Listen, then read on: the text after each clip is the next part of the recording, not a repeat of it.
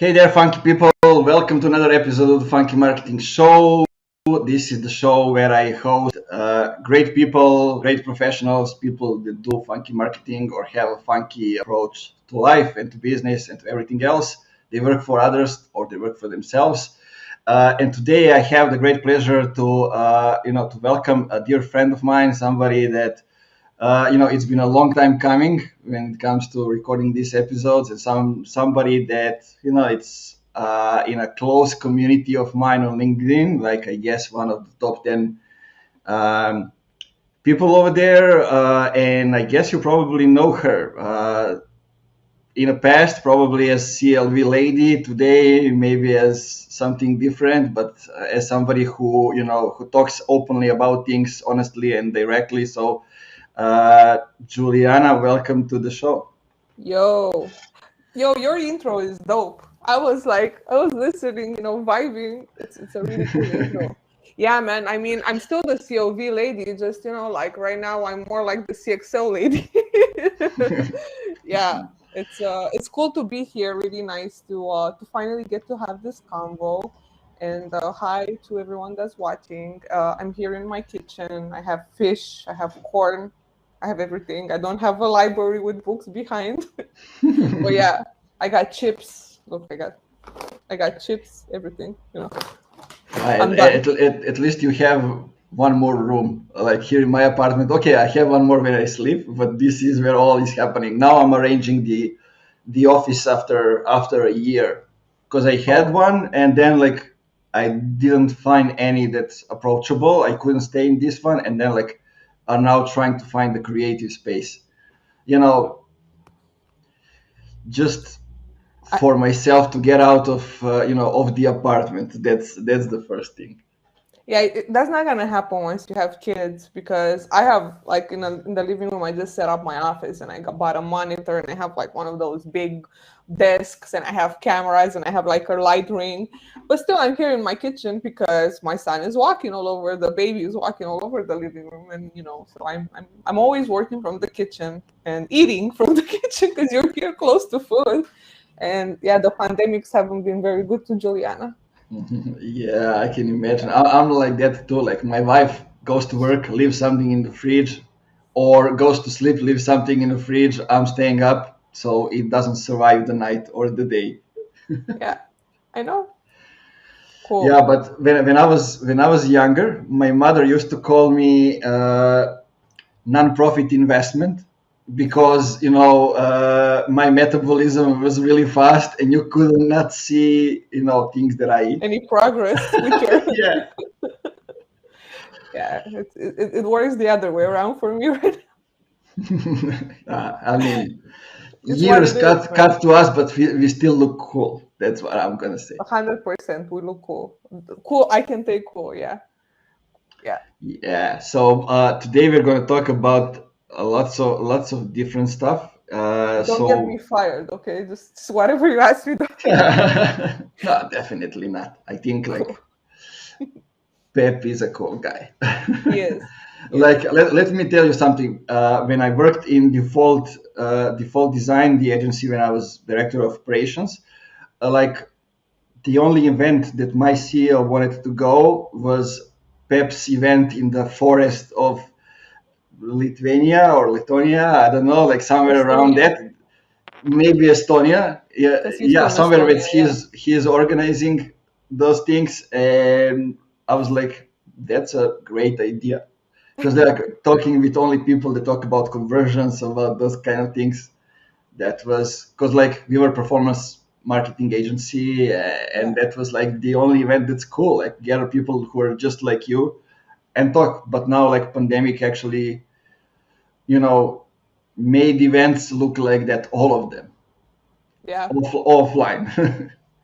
Yeah, we just had an event in Texas last week. It was the anniversary of 10 years of CXL, and it was awesome.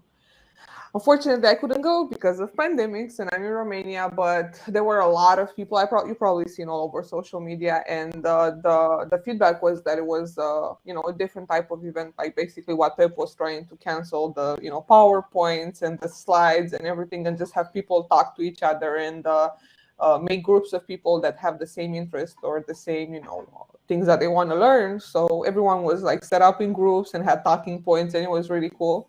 And I'm jealous because some of my friends went there and I couldn't. And I was just watching pictures. I was on the CXO Slack and just like looking at pictures. I'm like, damn, fuck, I would have wanted to be there.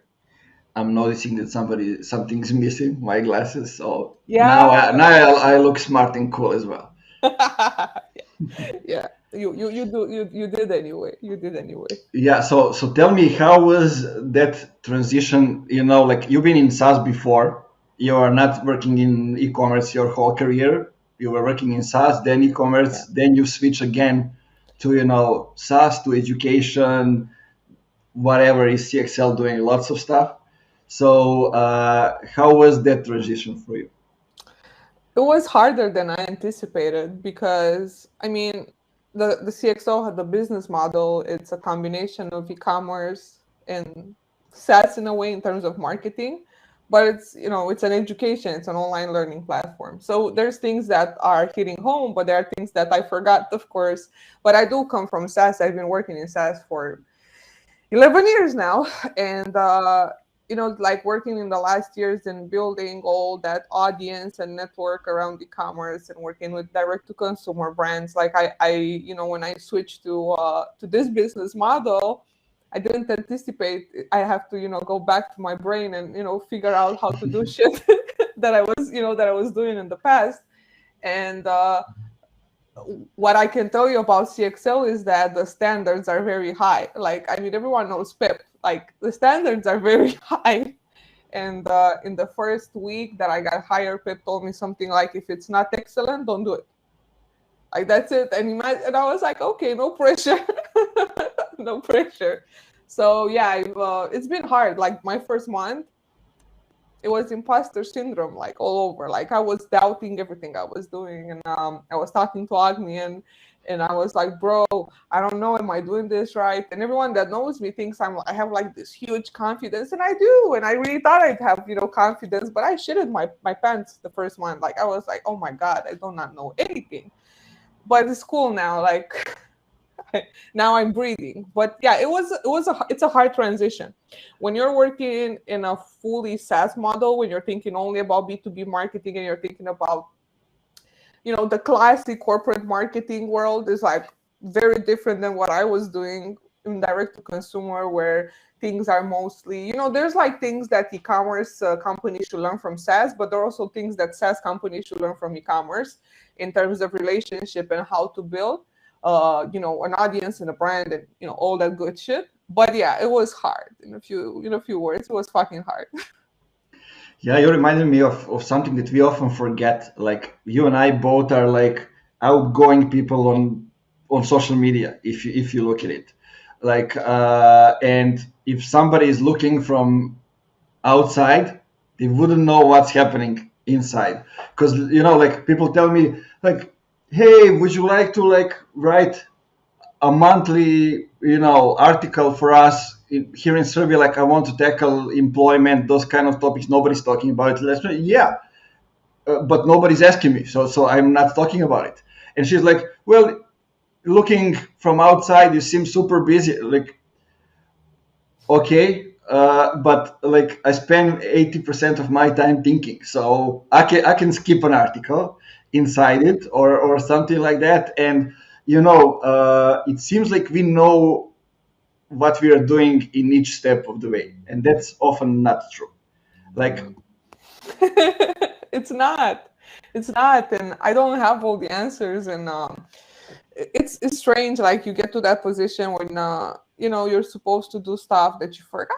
Like, I mean, the basics of marketing are the basics of marketing, no matter where you at. Like it's that constant conversation versus marketing and digital marketing. it's still marketing. It's just, different iterations of marketing and different, apply to different industries.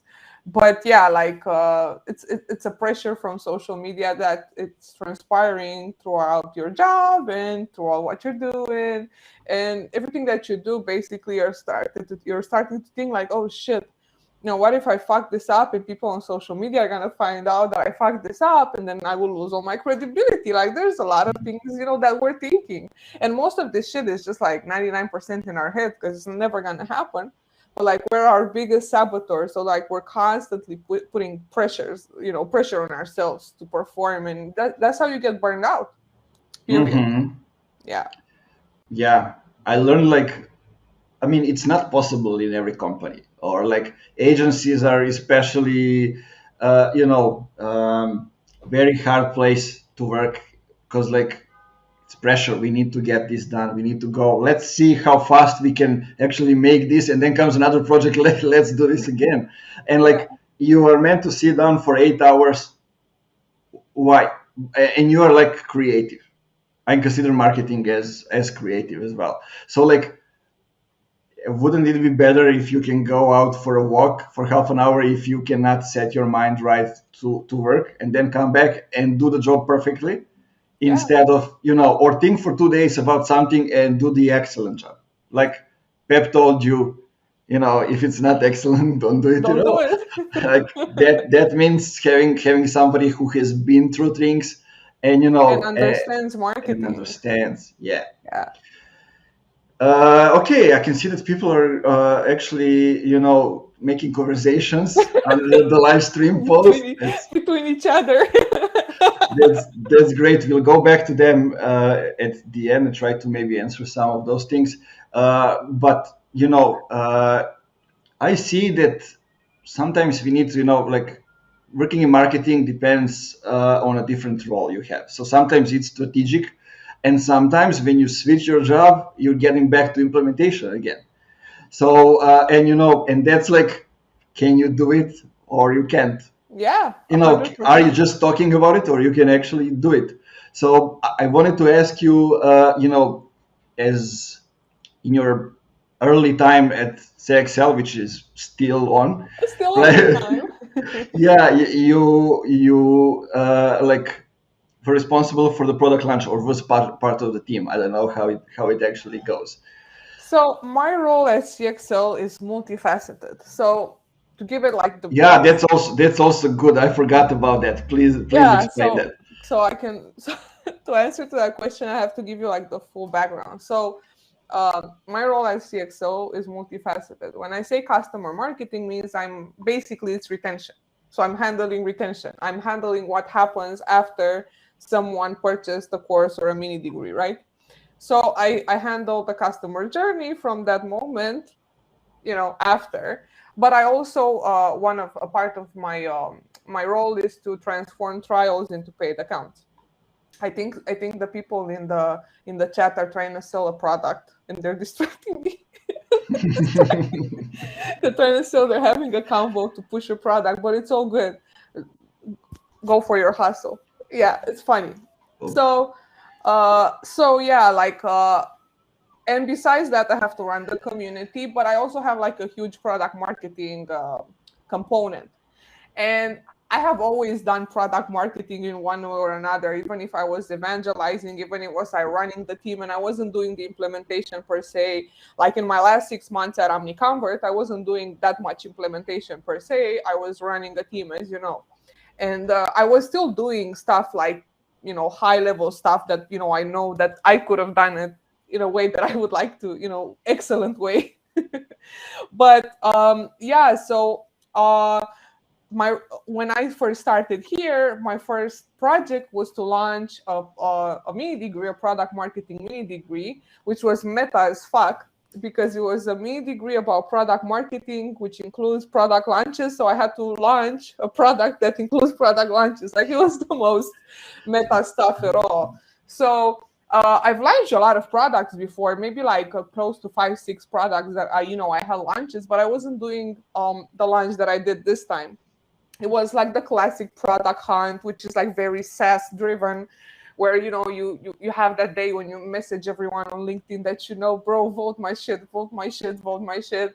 But like one thing that I took and it helped me a lot with launching this product marketing mini degree was my knack for project management, because a product launch, it's another way of saying a very good project management of the launch per se. It's like a discipline. So I remember is this guy called Rowan Naroha. This guy is the founder of this product marketing community called exactly like this product marketing community. So I watched this guy on Winter talking to Pep some times ago, and he was talking about product launches, right? So I went back to that video because this is marketing. Like, this is marketing, listening to shit that other people are doing and try to do it as well and improve that stuff. So I went to that video, that he did with Pep, and I found things that I can implement ASAP and into my own mentality of it. So I took like a very ops approach to this launch, a very project management. It's like a whole discipline when like it has 6 stages. You set the foundation of the launch, you craft the launch story, you assign tasks to everyone, like, what does it look like? What's the positioning? What's the messaging? Are we ready to launch? Then you have to gather feedback, internally or externally on, what happened before. Like, are people aligned with the product launch? What's the plan for the comms? Like, it's a lot of planning and project management involved. Then, you have to do the comms and the PR, and you have to make sure that the organization is ready to launch the product. And then it's the launch week where everyone is ready to sell and evangelize. And then at the end is the cross-functional debrief to make sure that the shit, was good. So basically, more or less, a launch includes, like, if I could research to find, it's like 80 to 90 tasks that I had to do. And I remember I was killing Agnian, who just started as well. I was like, bro, you got to do this, you got to do this. So, I mean, I think the biggest takeaway that I have for product launches is that it should be a great collaboration with the product team and the marketing team. And I was in the marketing team for this launch, but specifically, I was more in the product team than in the marketing team. And it was great. Like you saw, it went really, really good. And then I calmed down and my imposter syndrome went a bit down.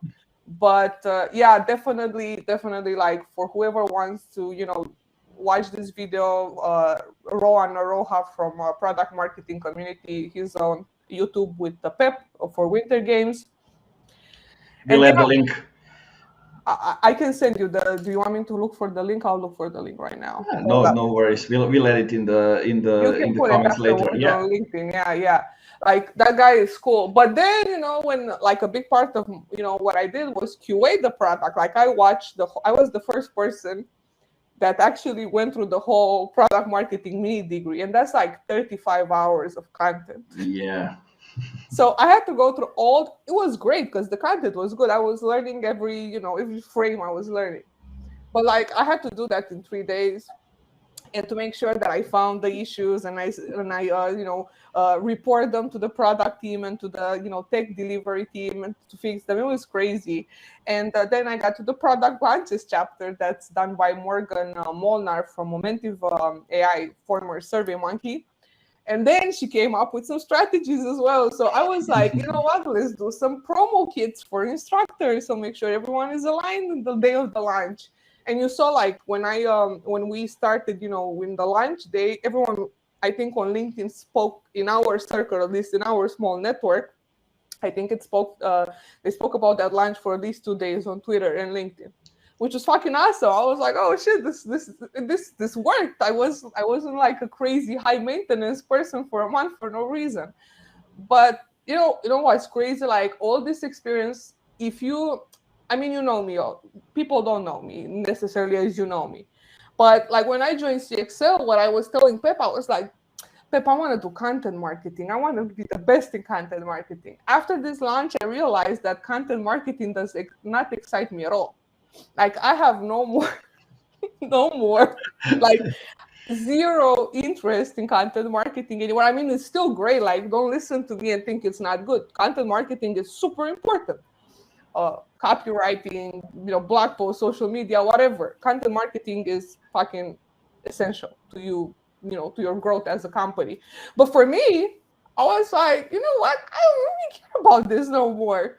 So I was like, this doesn't excite me.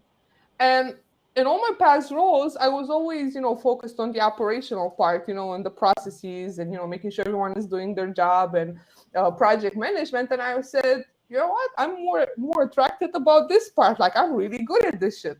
So then I'm slowly right now trying to get myself more involved with marketing ops and technical and, like all this side, which is not as sexy yet as demand gen or content marketing is. But like without people that know how automations work, know how to create automations, know how shit actually works and comes together, it's kind of hard to do content or demand generation. So yeah, like it was crazy. my last 2 months were crazy. Yeah.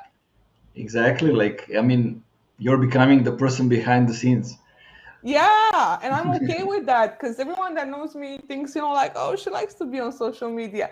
And you know that I used to be on all the podcasts and events before. I stopped doing them for a long time. Like, this is like the second event I've done in the last, 2-3 months. And usually I would have been everywhere. I was like going to everything that everyone was inviting me. I was going, but it helped because, I built my audience and that personal brand, But now I'm like, whatever, Yeah, let's go through it a little bit. Like in the last episode, I talked with Daniel Chmela from Chili Piper, and what he said is something that I resonate with as well.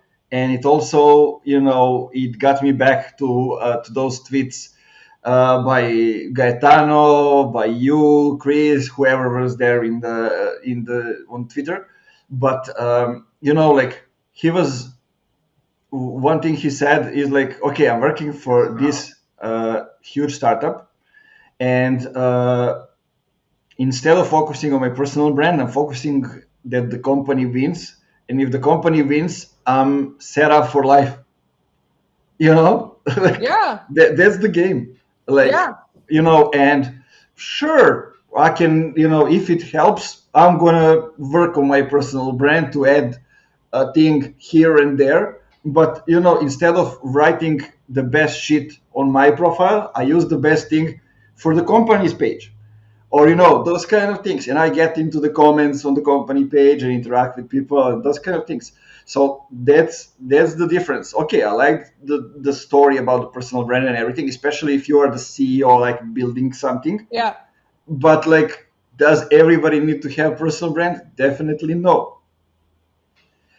Yeah, no, I'm with you 100%, and I never liked the personal brand shit, because I've been super honest about it. I'm known for trolling, this stuff, and it's fine. It's just that right now, and like Gaetano, I love that guy. Like he nailed it. Like when I saw his tweet, like I swear, like that guy thinks what I think. It's just he says it better than me, that I can do it. So when he tweeted the other day that like this whole personal brand thing is like con artistry, like people are hiring people that have no idea what the fuck they're doing. Like you can hire someone that's just a very good content marketer but doesn't know how to specifically do something. So it's very hard because you cannot tell anymore what's reality or truth, because look how easy it is. And you see people that, and I've seen this a lot, like you it's someone that just started on LinkedIn, has 60, 120 followers, and then in 2-3 months they double, triple, whatever. Their posts are doing good. I mean, I'm not talking about that half of the LinkedIn is buying likes and comments and they're writing their own comments and they're like, great content, great insight, but it's their own fucking comments. Like I can tell when someone has a fake engagement on the profile. I don't know if it's still happening. Like it happened with Lampods. Yeah, with Lampods, and I had Ugi Đurić, who was working for Lampod, for Lamlist. Actually, it was the same company. Then they sold that part. He was working for them, and he was like honest. Like, I thought this shit is working. We were all doing it, but then I figured out, like, because of it, my engagement went to minus. when Yeah. LinkedIn figured it out, and I wouldn't do it ever again. No, but it's real. Like you can tell, like the way you can tell if someone has fake engagement, just look at the likes of the person. And if those people have the similar faces and they're all from a third Yeah, network, it's fake. yeah, And if all the comments are like, great post, thank you for sharing, great insights, thank you so much for sharing. And then the funny part is that I don't know the name of that software, but the way the automation works is that sometimes it duplicates the comments. So it's two different people with the same comment. So I'm laughing my ass off because I know like I have people in my network that do that all the time because I remember like how the fuck did you get 60 likes on a video? Like you wouldn't get 2 likes to save your life. And then I saw it. I was like, oh shit. And I wanted to make fun, but I'm trying to be a nicer person yeah. lately. There is one thing that that we should say, and it is, you cannot always say bullshit about what companies are doing, and you want them to become your customers or Yeah, clients. Like, you need to have a balance over there. If you just go with negativity and just say what they are doing wrong, you won't get them as clients. for sure, for sure. I mean, it's a free, like social media right now, again, it's what it is, man. Like it's not as it was back in 2020 when it was fun. Like it was really fun a Hmm. year or two ago. I mean, obviously organic was great and everyone was exploding and it was a great time for LinkedIn. But right now it's mostly everyone just signaling, is virtue signaling, word signaling, personality signaling. Like everyone's just signaling shit. So yeah, that's why I decided to take like a step back and focus more on other stuff, that make me happy. So yeah, it's complicated with social media right now.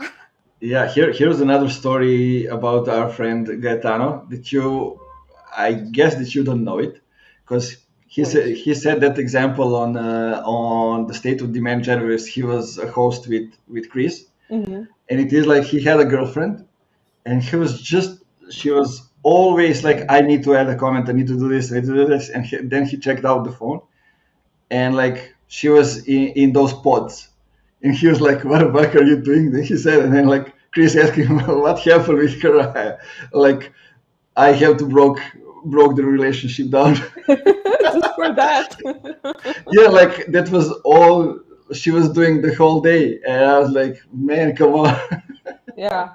No, it's real. It's real. And I think it's I mean everyone wants to be liked and everyone wants to be admired, but I'm going to say some gems right now for you. I think all our problems as humans, all of them have one source, is that we desperately want to be better than at least someone else. Hmm. That's why we have problems. We're looking on social media, we're attracted by disasters, we're attracted by when people are getting shitted on or comments or negativity. So we're attracted by that because it makes us feel that we're better than someone, so it makes us feel good. So the reason why all of us have problems is just because we want to be better than someone else. And this happens to absolutely everyone without a doubt. It comes from inside, Hell always. yeah.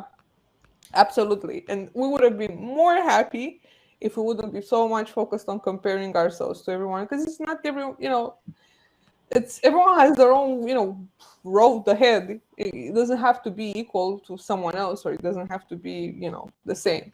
Yeah. Yeah, like it always comes down to stoicism. Those I Yeah. always remind myself, like, this is the book I read You have Marcus every day. Aurelius. Marcus Aurelius is always there. Yeah. I only have corn in my bed. But I do eat a lot with fish. I mean, it helps with with analyzing yourself and everything else. Yeah. Yeah. Yeah, no, it's true, but it is what it is, man.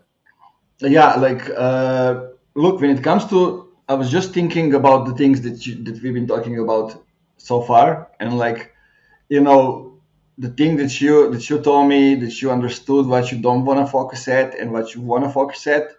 I see that as like growing an agency, like coming up to 25K in 18 months, MRR. Like, I was like, okay, that's okay. I'm good at this shit. Let's go to something else. Yeah.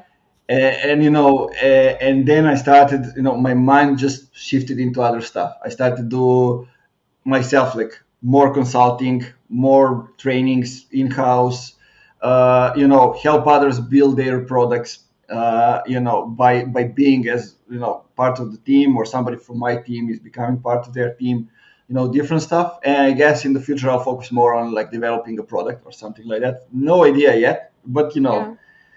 we the whole goal and everything is like I want to help as many people as possible. So I want to keep my options flexible, because that's how I do that, I get instead it. of focusing on me. That's like always another thing. But what are some other things that you are seeing today on social media that work well or don't work at all? Oh, I don't know, bro. I mean, it's just I used It's to just respect. and it's I just used too to. many changes, right? Yeah, I mean, Happening I used to everywhere. respect a lot of people that I'm connected to that have fallen into this thirst trap of likes and vain being vanity and trying to be I don't know, popular and whatever. And I get it to a degree. I think social media is important. I think content is important. But I think, like it's gonna switch into this like the metaverse and the web3 and NFTs. So that is something that excites me more than what social media is today, because the actual social media is gonna be in the new type of internet experience that awaits us that's already happening, but it's not equally distributed. And yeah, I mean, for now, social media, I use it to talk to people or to meet with people. And I don't use it To that be much social, to be to be social. social. Yeah, I'm when I was working for OmniConvert, I was on a mission, right? But it was a mission that it wasn't necessarily aligned with what I am, or what I want to do. But I was very focused on that mission because I believed in the product, and I still believe. Even if I don't work for them anymore, I still believe in the product because the team is awesome and the technology is great. It's just that I was doing so much to help that I really lost myself in the whole process of that whole social media and being everywhere. And I just got tired of it. So now I'm happy that, I'm in a space where, yeah, of course, I'm still contributing and, posting and whatnot, but I'm more in a space that I'm focused on self growth and building myself and learning skills that are, I don't have to be obligated in a way to be on LinkedIn every day. Like I was laughing because on my phone before I had like 3, 4, 5 hours of LinkedIn, but now if I have 10 or 15 minutes is a miracle because I don't spend that much time anymore. So I'm happy, I'm happy that I don't, but What's it's replacing it? Twitter? on Twitter, I'm not that good in the sense that I cannot get people to retweet me or to die in my But comments. usually, when you go into the scrolling on Twitter, it goes on and on. You don't notice it. Yeah, yeah, no, I spend on I lurk a lot, and the only reason I'm on Twitter is because I read about Web3 and blockchain and DeFi and dApps and whatever all these acronyms that I'm not ready yet to have a full conversation about. But I'm reading a lot. Like I'm following all these guys. I'm planning to mint an NFT as well. I'm gonna show you. I'm gonna show it to you on my phone. So one time, So far. oh, I was on my I was on LinkedIn. So one in 2018, you're gonna love this. So in 2018, I did this picture when I was impersonating Biggie.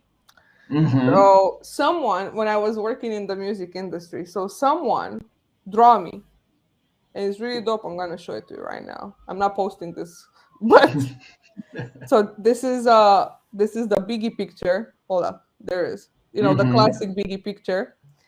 And then this is me with Romanian money trying to imitate Biggie. Nice. So I was working in the music industry. So someone draw me, right? And I'm gonna show you the drawing. There it is. Okay, that's interesting. Yeah. So I put this as an avatar on Twitter for a few hours, and then Corrales messaged me. You know Corrales. And he was like, "Yo, you should like let's do it. Let's mint this." So I'm gonna test this NFT stuff, and I'm gonna try to mint this and see if I can sell it because it has a nice story. It's a Romanian money. It's hip hop. It's diverse, because the NFT world right now is not very diverse and inclusive. So just trying to explore with that. But yeah, I mean, what I'm also like happy to talk about besides social media is to basically say that I feel like there's a huge gap in the market for talent right now, Mm-hmm. and it has like two dimensions. One is that again we're hiring on based on false pretenses because of this whole personal branding shit that went out of hand. But secondly, like something that really fascinates me lately is technical marketing and the huge gap in the market for technical Yeah, I marketers. felt it. I know. Yeah, yeah, like this is something that fascinates the shit out of me. So I started training myself more on this, and I've been talking. I've been looking for communities for technical marketing communities or ops communities for marketers, just like Riv Genius, but for marketing. And they're like, I was surprised like there's so many places outside what I'm used to, like e-commerce and us with B2B and whatever. And there's people that actually talk about stuff like Mm-hmm. automations and CDP and analytics and data and whatnot. So I really think that moving along from 2022 and all these changes that are happening around us with internet experience, I think being non-technical as a marketer is not going to be an option anymore. Yeah. I think you're gonna be fucked. Even if you're just doing content marketing, you have to do technical content marketing as well. Like there's SEO, but there's also technical SEO. And you have to understand the meta, the robots, all the stuff that Yeah. it's involved there. So I think we're moving into a world where being non-technical is not gonna be an option anymore for marketers. So I'm feeling that coming very soon. So yeah, like I think it's already there. Like, yeah, look, lots of people, that I ask from time to time, people who think like, who you think it's a, funky marketing top voice, and they come up with people that I for sure know that the only thing that they know is to write a good copy, and I was like, man, come on, like, can you be a strategist without ever implementing something? You probably can in theory, yeah, but will you have results with it? I don't think so, because you need to guide somebody to get there, yeah, or sometimes you will be the one who need to implement it, those kind of things. And when I was trying, to get a person who can, so I can focus on like building up the company, and somebody can come in and be like, let's say, full stack marketer. However, everybody was missing part, like they didn't go to analytics. They don't know, they have, if they were in content, they never check their results, like how did your content perform, do you know that? They have never started like the Facebook campaign. Let's not talk about Google, but Facebook, they have never started it, they have yeah, never tried it, and not even talking about about SEO. Content writer that doesn't know, like, how to upload the article to the WordPress. Fuck it. yeah. That's crazy. Yeah, Because it's not about do you know how to write it or no, but when you know what are the technical necessities, you will know what to add to your writings, absolutely. and those kind of things. Like, I still remember my first time when I was a GM, and I have never done. Usually, there was my team that was doing the on-site for the client, but then Yeah, we come up with another startup with like sister company, and I was the only person in marketing. So it's up to me to implement the on-site, and there was a fucking annoying client with a millionaire that was selling cars and doing repairing those kind of stuff, and he was retired, but he got out of back of retirement because he saw that service is bullshit, and he was all like that. Yo, no, we need to do it, we need to be first, we need to go, like, and we were uh, you know we were second on Google, And when we were doing the redesign of the website, and so there was a pressure to do it as fast as possible and as good as possible so he can come back to the top. And because like if they are not in the first four, let's say in Google Maps, they got zero calls, zero, so no business. Yeah, yeah, yeah. And like I did it all by myself, like in a day. That's all. That was all that I was doing. I isolated from everybody, and they got back like on Maps. They were on the third place. After the redesign, they were on second place. And Google, they were back in the first place. That doesn't happen. That rarely happens. That they got the same position. Maybe in a month or month and a half, they got back the position, but not like the same week. And like the guy wasn't satisfied. Like, man, What the fuck do that's you all want? that I can do. you know. So, but I was able to perform it. Yeah. That's what I wanted to say. Okay, I was leading the team and everybody, but when it comes to the position, can you do it or not? Like you need to perform. And I don't know many people now in marketing world that can perform the things. And we're not talking about marketing ops people or data and analytics guy. We are talking about others who are trying to get the best salaries, to be the best, like, demand gen or full stack marketers or whatever we call them. Like, you need to know that part as well. And that is the Imagine part that being is a hugely missing. CMO. Imagine being hired as a CMO, right, for a company, and you don't know how to look at conversions in Google Analytics.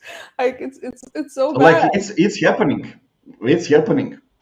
I know. Because like, I'm okay with that. Like, CMO needs to know how to, create the teams, how to guide them towards results, those kind of things. But sometimes, like Sunday evening, before the work begins, before the month begins, I want to get into the analytics myself, into the CRM.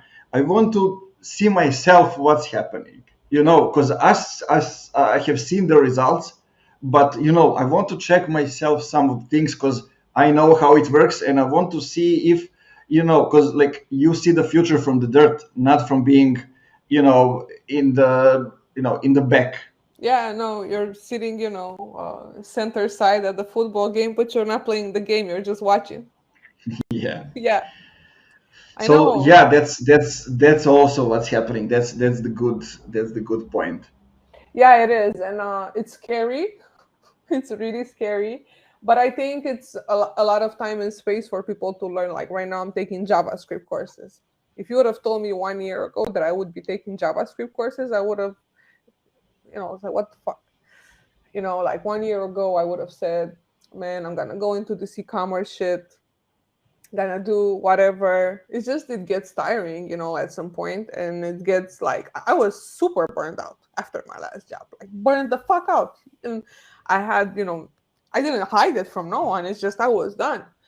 So when I started working here, I came like a dog, like those dogs that like there was this video with a dog that was like mistreated by like in the past by other people, and then they get into a house and they're afraid to accept the love. And like it's not obviously the same situation, but it's similar to that. Like you just get burned the fuck out and traumatized, and you're afraid, and you're blowing into yogurt like it's chorba, as you know. Our soup is like. And it's when I got into here, the fact that the company is very focused on learning and experimentation is really great, because you just get out there. Like there's no excuse. And for everyone, that wants to work here or likes the company, just know like you need to be very technical, or at least medium technical. You won't survive at all. Like it's hard. So I really advise everyone listening to try to at least do beginner courses of Google Analytics or SEO, even if you don't implement that, even if you don't do it, at least to know what it is. And yeah, no more dreams Yeah, for me anyway to become a CMO or a VP of marketing. I just want to be a very, senior level contributing professional. like there are actually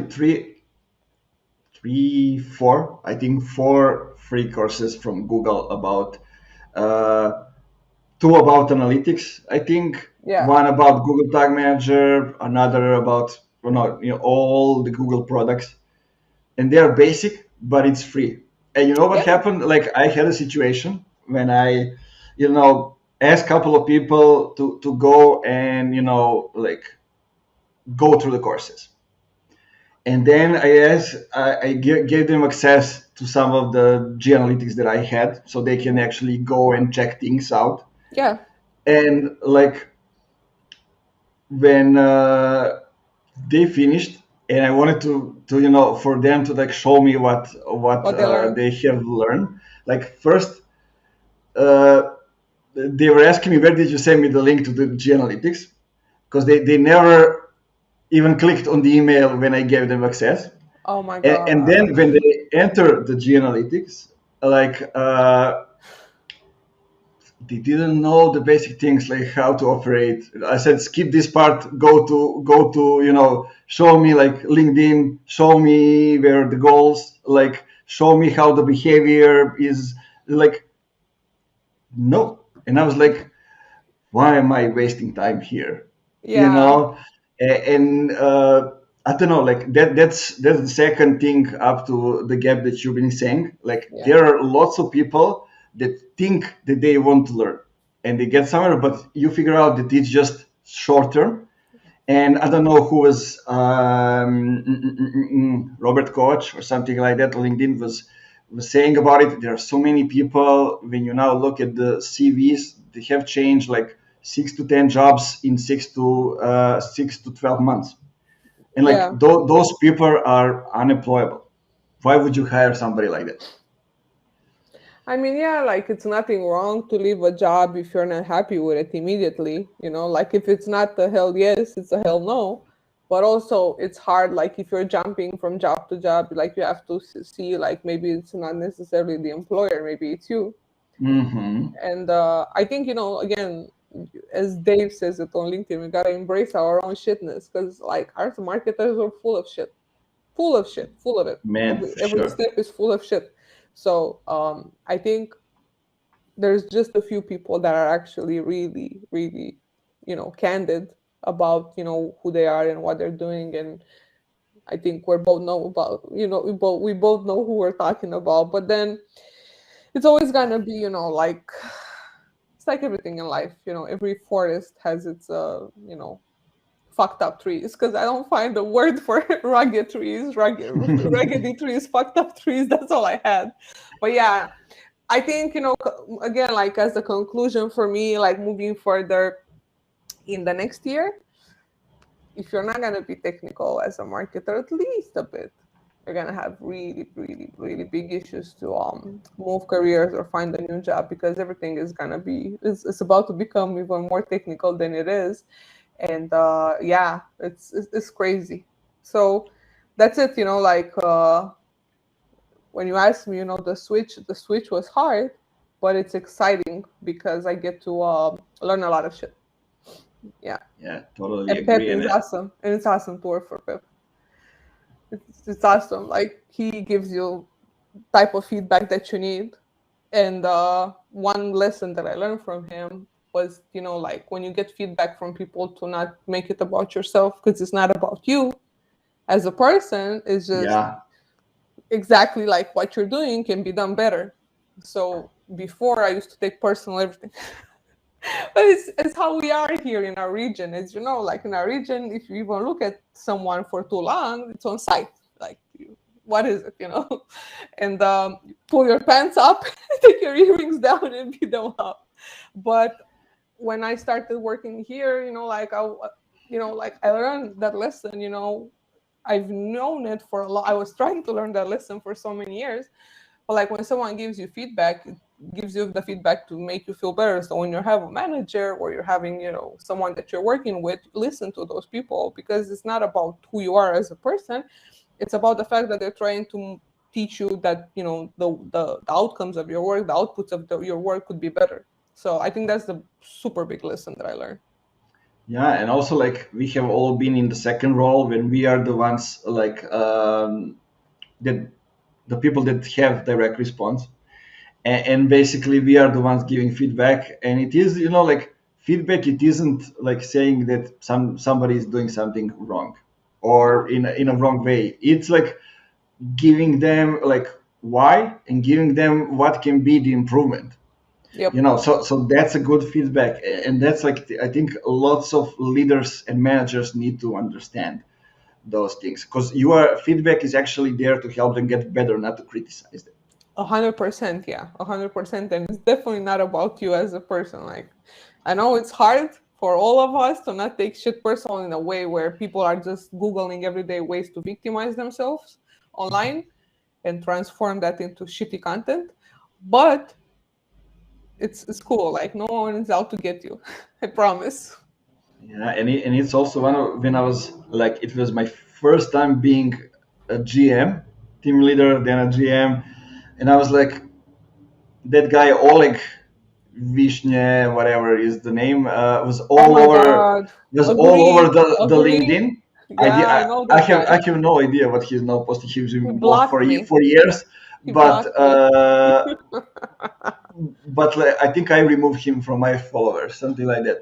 But the point that I want to make is that, you know, him and many others were out there. Like, it's so easy to, to talk shit about managers, about people above you, about the CEOs, Yeah. about people in charge of decision making process. And it's like there are less people from our side who will get into those discussions, because let's like there are less people who are making decisions as though there are not. So it's not comparable, and we'll always be, on that side.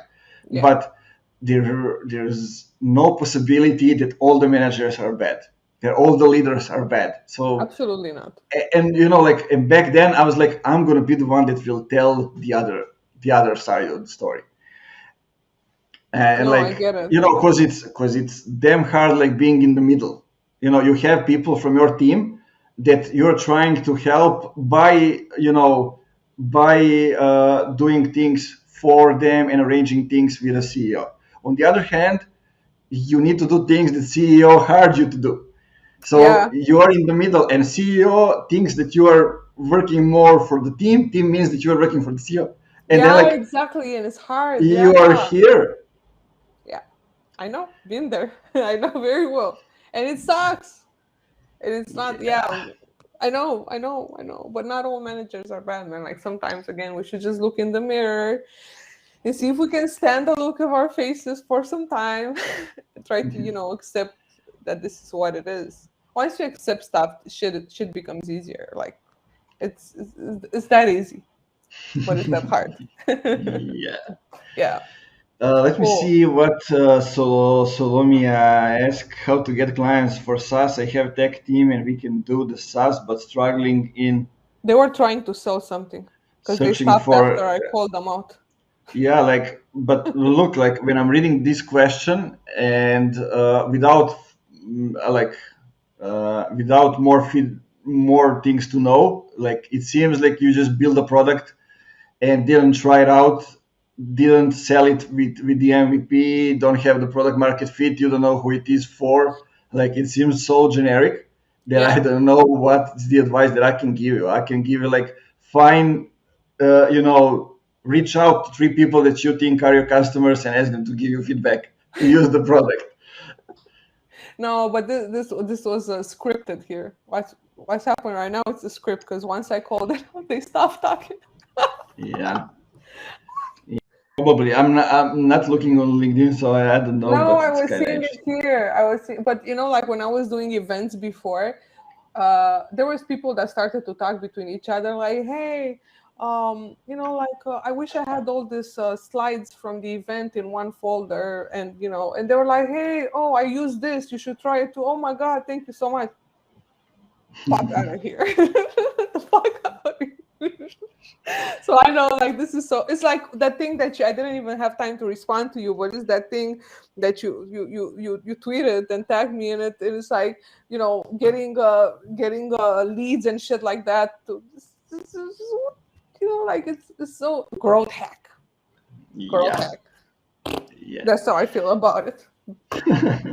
Yeah. So any last words for this episodes? We're Well, gonna this make was more, fun. but just for this one. Not No, less words ever. I'm mad at LinkedIn that they didn't give me a top voice in retail this year. I don't know if they did or not, but like I really busted my ass to get. I wanted one of those trophies. I wanted that validation to put in my headline. Nah, I'm kidding. Thank you for having me. This was a great conversation. I really enjoyed it. You're fun to talk to, and in a way, I was selfish because I missed chatting with you, so I was much more focused on our relationship right now. But this was good. This was good. Thank you for having me. This was fun. Yeah, guys, I can tell you that you go and follow Juliana and try to engage with she posts because she's not posting that much these days. But when she posts, like you know that something's coming. It's funny. I promise. I might Yeah, post but something. I might post something today. It depends. I might have some jokes in me today, but it depends. yeah, look, like what I can tell you is that we're coming up with a funky marketing top voices. I just need to come up with something that is there is different from what Chili Piper is doing, what we have done last year, and all the other people are doing. Yeah. It's damn hard to do it, but I gotta figure out the way. Anyway, so Give me number one. you're gonna be on a list. Like the numbers aren't important. At least they weren't before. Maybe we should do it The differently. numbers are not important if you're number one, but if you're Or we can actually try and do it like Chili Piper and actually get people to vote for each I other was and make a voted battle. actually. I was voted in one of those polls Yeah, actually. yeah, yeah, I know that one. They're gonna publish some article because they asked me to fill out this type form, and I'm not sure when they're gonna post it, but I'm the second most influential person on in e-commerce on LinkedIn Of course you are. according to Blend Commerce. So yeah, thank you. Yeah, no, I don't know. I don't even know. I have to ask those guys because I need that to brag about it on Twitter. Look, like it's happening. Like I wasn't ever branding Funky Marketing as an agency that does personal branding because usually we Yeah, don't do it for the solopreneurs. We do it for the people inside the company if we want to help them, grow. yeah. But like we were added in an article as a personal brand company, and then like somebody googled that, found us, and reached out to me, and like it was the first customer that came through Google on Oh, that's awesome. on the analytics. But so you might also be surprised with what's coming out of it. Okay, okay. Yeah, no, I'm excited. I'm excited. And I know you did them last year too, and it was funny. I didn't make your list last year. Yeah, have I told you the way we have done the list? So No. I actually asked people that were in the team, like, give me 10 or 15 people that you consider funky marketing top voices. And Yeah. then we basically merged them all together, Ah, see what's out there, and those were the names. that Basically, is like some of them were in the list, but never, we never got to any conversations with them or those kind of stuff. So that's the bad practice that needs to be changed. And it happened lesson learned. so close to the New Year's Eve. So Yeah. lots of people were already on vacation. Yeah, I'm not sure if we're gonna be better at that this year, but you know, let's see. For example, I wanted to get to the podcast, and he was one of the top voices, Louis Grenier. Oh yeah, I love Lewis. And like we know each other from back in like when I was in my first marketing agency. Like he asked me on LinkedIn, like, bro, what is your biggest problem that you're I'm like, man, I'm solving all of them. Like, and that was the end of the conversation. But anyway, like I approached him, and I'm telling this because it's good and it's funny. I want to congratulate the guy. Like, I was asking him to do a podcast episode, and he was like, maybe we can do it in March or April, something like that. And that was his answer also last year. Like, and I was saying, like, so what's happening? You're launching another product Yeah. or course or something like that. He said, yes, a child. So I was like, woohoo, man, congrats. That's so awesome. Nah, he's a Yeah, yeah. really nice guy, but he's very busy. Like he's helping so many people, has all these cohorts of people, and he's doing a lot of stuff. Mm, But he's awesome. He's really awesome. Cool. yeah. Okay, sister, I think we'll see each other in 2020 in Romania, possibly. 2022, not 2020. 2022, yes, because it's in my plan list. I was planning to go to Timișoara this Yeah, year, but like when I looked at the COVID stats, I said let's just do it a bit later. But I want to go to to visit you as well, and it's closer to my hometown, so maybe I'm going to do it when I'm down in Pirot. definitely come to Bucharest. So we're going to do something about it. Definitely. Agnian said he wants to come too. Maybe you take him with you as well, because he said he wants to come, and I told him I want ajvar. If there would be one food that I could eat for the rest of my life, would be ajvar. Ivar. This is how we say it in Ivar, but this is how we say it in Romanian. Ajvar. Yeah, really? No, but Yeah. that's the same. You just pronounce the Je. word. Yeah. Yeah. Yeah, we have say je, but it's not like for it's like E. yeah. Yeah, My surname is Živković. Oh, there you go. See? Yeah. Okay. So Yeah, so Ivar, I could eat that for the rest of my life and not need anything else. I even have it. I My had it for the breakfast. I have to say. Yeah, I fuck that up every day. Like, I don't need other food. Ivar and salami. Yeah, Cool. that's it. Thanks for having me, bro. Thanks for having me. Thank you, everyone that's been watching. And yeah, I'll see you around. Thank you for having me. Guys, go ahead, connect with Juliana if you haven't already. Send her a message. Say her that you have been listening or watching her Funky Marketing Show, and just keep it funky. That's always the Yeah. end message.